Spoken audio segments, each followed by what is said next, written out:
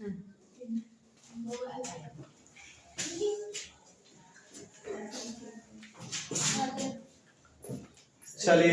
आइए ध्यान दीजिएगा। आज का हम लोग का टॉपिक है दहन और ज्वाला। इससे आप लोग परिचित होंगे। दहन का मतलब होता है किसी चीज को जलाना, किसी चीज को जलाना। और ज्वाला का मतलब होता है, आम भाषा में कहते हैं उसका लाख बनना होता है ना, लाइट बनता है, ऐसे धधोर मारता है, कहते हैं होता है ना, कहते हैं धधोर हो रहा है। जाड़े के दिनों में जब होता है तो आग लगाते कहते हैं धधोर करना, धीधोर वे कितना लोग धधोर कहता है, कितना लोग धीधोर कहता है। तो धीधोर कीजिए वालू, गर्मी आएगा, जाग लगाया जाता है, तो उसी को धीधोर के वो क्या कहते हैं, ज्वाला। क्या कहते हैं, ज्वाला कहते हैं। बात समझ गए। दहन का मतलब किसी चीज को जलाना। तो आप देखोइएगा, जब भी किसी चीज को आप जलाते हैं तो आपको उससे हीट मिलता है, जिसको उष्मा कहते हैं। गर्मी महसूस होता है। जब किसी चीज को जलाते हैं तो वहां पर जाते हैं, हाथ सेकते हैं तो गर्मी महसूस होता है, तो उससे उष्मा निकलता है। और दूसरा देखिएगा, अंधेरा में जलाइएगा तो प्रकाश निकलता है, लाइट वेट से देने लगता है, चीजें दिखाई देने लगता है, होता है ना ऐसे। तो किसी चीज को जलाने पर दो चीज आपको निकलता है, एक तो उष्मा निकलता है और दूसरा प्रकाश। तो सेम परिभाषा यहाँ से हम निकाल सकते हैं। जो चीज हम बोले हैं वही परिभाषा में लिखा गया। किसी पदार्थ को ऑक्सीजन की उपस्थिति में जलाने पर उष्मा और प्रकाश निकलता है, इस क्रिया को दहन कहते हैं। तो जब भी आप किसी चीज को जलाते हैं, किसी पदार्थ को जलाते हैं, किसकी उपस्थिति में जलाते हैं जी? ऑक्सीजन की उपस्थिति। किसकी उपस्थिति में जलाते हैं? क्या बिना ऑक्सीजन को भी जलाना संभव है? नहीं है, लेकिन कुछ स्थिति में है। इसके ऑक्सीजन की जगह दूसरा पदार्थ को हम डाल देंगे, जैसे नाइट्रोजन, क्लोरीन को डाल देते हैं, तो वहां भी दहन संभव हो जाता है। लेकिन अधिकांश जगह आपको ऑक्सीजन चाहिए। आप देखो वही का लैंप में, लैंप जब जलाया जाता है तो लैंपों के नीचे, बत्ती के नीचे देखिएगा थोड़ा सा जगह देता है, छेद देता है उसमें, ताकि वहां पर हवा प्रवेश करते रहे, जिसके कारण वह जलेगा। चूल्हा बनाया, घर पर चूल्हा बनता है ना, चूल्हा बनता है, देखिएगा उसमें हम लोग क्या लगाते हैं, उचकुन, वही ना कहते हैं, उचकुन लगाते हैं। बिना उचकुन का आप जलाएंगे, जलाइएगा, लेकिन दहन अच्छा से नहीं हो पाएगा। इसीलिए उचकुन लगाया जाता है, ताकि उसको ऑक्सीजन मिलता रहे, तब जाकर अच्छा से जलेगा और दहन होगा, या जल्दी से अदहन फैलने लगेगा। ठीक है, यहाँ भी अदहन के बारे में है। आइए, तो अब देखिए, जैसे कि क्या है, जब कार्बन को ऑक्सीजन की उपस्थिति में जलाया जाता है तो क्या बनता है, कार्बन डाइऑक्साइड बनता है, साथ में उष्मा निकलता है और प्रकाश। तो जहां भी उष्मा और प्रकाश निकलिए, समझिए क्या है, वो दहन। क्या है? अब सुनिए, एक उत्तर दे दिया। अच्छा, अगर पूछ दिया जाए कि C+O2 मिलकर CO2 बना और प्लस उष्मा निकाला और प्लस प्रकाश है, तो ये कौन सी अभिक्रिया है जी? ये कौन सी अभिक्रिया हो जाएगी? अभिक्रिया की बात करें तो एक तो संयोजन अभिक्रिया है ना, एक तो संयोजन अभिक्रिया, दूसरा ये उष्मा क्षेपी अभिक्रिया, क्योंकि प्रकाश निकला है, प्रकाश और उष्मा निकला है। क्या निकला है? उष्मा निकला है। तो ये तो हो गया आपका संयोजन अभिक्रिया, दूसरा उष्मा क्षेपी अभिक्रिया होगा ना।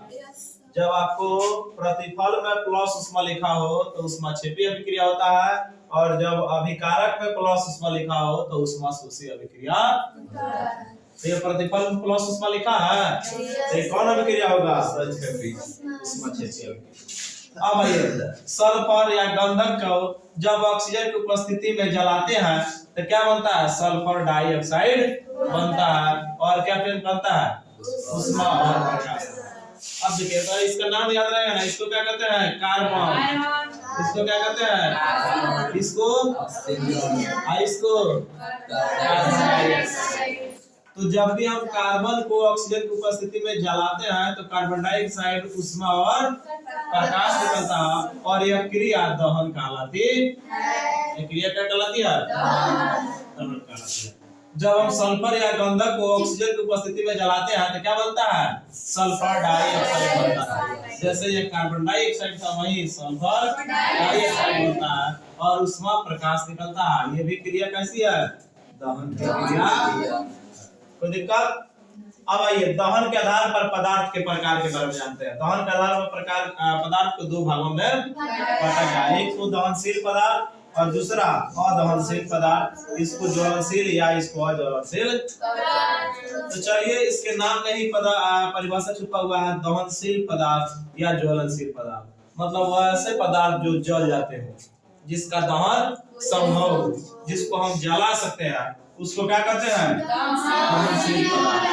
जिस चीज को आप जला सकते हैं उसके क्या कहेंगे? दहनशील पदार्थ। जैसे लकड़ी को जला देंगे तो दहनशील पदार्थ, कागज दहनशील पदार्थ, आदमी को जलाया जा सकता है, लकड़ी से भर दीजिए जल के राख हो जाएगी। अभी तो मरने के बाद लोग संस्कार कर देते हैं। देखिए तो ये क्या है? दहनशील पदार्थ। तो वैसे पदार्थ जिनका दहन संभव हो उसे दहनशील पदार्थ कहते हैं या ज्वलनशील पदार्थ कहते हैं। जैसे लकड़ी जलाते हैं, लकड़ी को एलपीजी गैस जो बनाते हैं एलपीजी पर liquid petroleum gas, liquefied petroleum gas, petrol इसको भी जलाते हैं, डीजल इसको भी जलाते हैं, केरोसिन तेल, कागज, बहुत सारे पदार्थ है जिसका दहन संभव। अब आइए अदहनशील पदार्थ या अज्वलनशील पदार्थ। ये क्या है? तो और लगा है मतलब जो नहीं जलता, निगेटिव वर्ड। तो वैसे पदार्थ जिनका दहन संभव नहीं हो उसे अदहनशील पदार्थ या अज्वलनशील पदार्थ कहते हैं। जैसे पत्थर को जलाइए, जलेगा? नहीं जलेगा। ईंट को नहीं जलेगा, बालू को नहीं जलेगा। कुछ ऐसी चीजें होती है जिसको हम जला, मिट्टी को नहीं जला सकते, जैसे है वैसा ही रहेगा। तो ये सबको क्या कहते हैं? अदहनशील पदार्थ कहते हैं। कोई दिक्कत? आइए अब देखिए, सब तो हम पदार्थ ऑक्सीजन की उपस्थिति में जला है, तो क्या ऑक्सीजन की अनुपस्थिति में भी दहन संभव है? तो हाँ, ऑक्सीजन की अनुपस्थिति में भी दहन संभव है, लेकिन उसके स्थान पर कोई ना कोई दूसरा गैस उसमें सहायता करता है। जैसे देखिए, जब मैग्नीशियम के धातु को नाइट्रोजन के उपस्थिति में जलाया जाता है तो मैग्नीशियम नाइट्राइड बनता है। इसको जलाने पर क्या बनता है? मैग्नीशियम नाइट्राइड बनता है। इसको जब जलाते हैं तो क्या बनता है? मैग्नीशियम नाइट्राइड बनता है और साथ में ऊष्मा देता है और प्रकाश देता है। देखिए तो इसमें ऑक्सीजन है नहीं, लेकिन ऑक्सीजन के स्थान पर कौन आ गया? नाइट्रोजन। नाइट्रोजन जो है उसको दहन के पोषक के रूप में काम करता है। अगर ऑक्सीजन हटा तो उसकी जगह पर कोई ना कोई दूसरा गैस अवश्य आएगा। तो इसीलिए जब मैग्नीशियम धातु को नाइट्रोजन की उपस्थिति में जलाते हैं तो इसमें ऑक्सीजन की उपस्थिति की आवश्यकता नहीं होती। अब आइए जैसे देखिए पेंटाकोसेन, इसको कहते हैं मोमबत्ती। मोमबत्ती का ये क्या है? हाइड्रोकार्बन है, संतृप्त हाइड्रोकार्बन है, ठीक है। मोमबत्ती को कहते हैं पेंटाकोसेन। पेंटाकोसेन C25H52। जब इसको क्लोरीन किसकी उपस्थिति में? क्लोरीन। मतलब क्या करना है कि एक मोमबत्ती ले लीजिए। मोमबत्ती तो ऐसे ऑक्सीजन की उपस्थिति में जलता है। देखिएगा, एक मोमबत्ती ले लीजिए। अब मोमबत्ती लेने के बाद क्या कीजिए कि एक कांच का गिलास ले लीजिए, जला कर उससे ढक दीजिए। देखिएगा कुछ देर के बाद बुझ जाएगा। बुझने का कारण क्या है? क्योंकि वो ऑक्सीजन जितना गिलास में था तब तक तो जला, और जब उसको ऑक्सीजन मिलना बंद हो गया तो क्या हो जाएगा? बुझ जाएगा। अब इसी प्रयोग को एक दूसरे तरीके से करना है। क्या लेना है कि क्लोरीन से भरे जार ले लेना है और उसमें क्या करना है? मोमबत्ती जलाकर जारवा से ढक देना है। तो देखिएगा काला धुआं के साथ उसमें जब क्लोरीन के साथ जलता है तो कैसा धुआं देता है? काला। तो क्लोरीन जब इसमें डाल दिया जाता है तब भी मोमबत्ती जलते रहता है जब तक उसमें क्लोरीन गैस रहती है। अर्थात इससे सिद्ध होता है कि जो आप मोमबत्ती जो है क्लोरीन की उपस्थिति में भी जल सकती है, मतलब बिना ऑक्सीजन को भी वह जल सकती है। तो उसके स्थान पर, ऑक्सीजन का स्थान पर कौन आया? क्लोरीन। तो देखिए जब मोमबत्ती को क्लोरीन की उपस्थिति में जलाया जाता है तब यह क्या बनता है?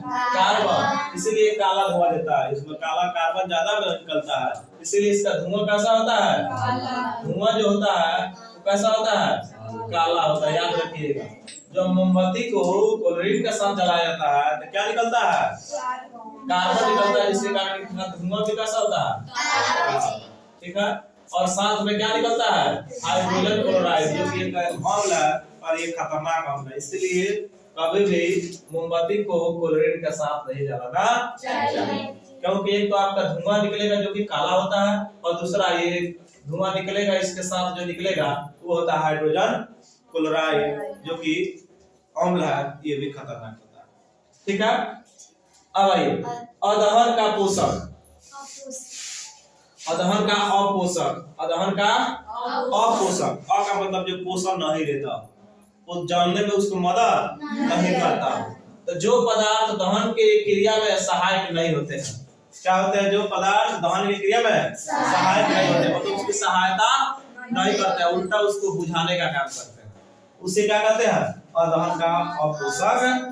अदहन में क्या कहते हैं, अपोषक कहते हैं। जैसे देखिए CO2, जब देखिएगा CO2 को कौन चीज जल रहा होगा, उस पर CO2 डालिएगा तो वो क्या हो जाएगा, बुझ जाएगा, और पानी पे डालिएगा तो क्या हो जाएगा, बुझ जाएगा। ये सब अपोषक है।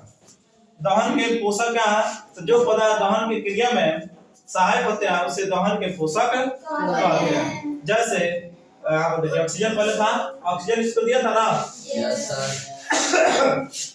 ऑक्सीजन इसको दिया था तो क्या बना, कार्बन डाइऑक्साइड, तो ये पोषक दिया, पोषक उसको दिया जिसके कारण वो जला। उसके बाद यहाँ पर नाइट्रोजन और यहाँ पर क्लोरीन, तो ये सब क्या है, दहन के पोषक है, ऑक्सीजन, नाइट्रोजन और क्लोरीन।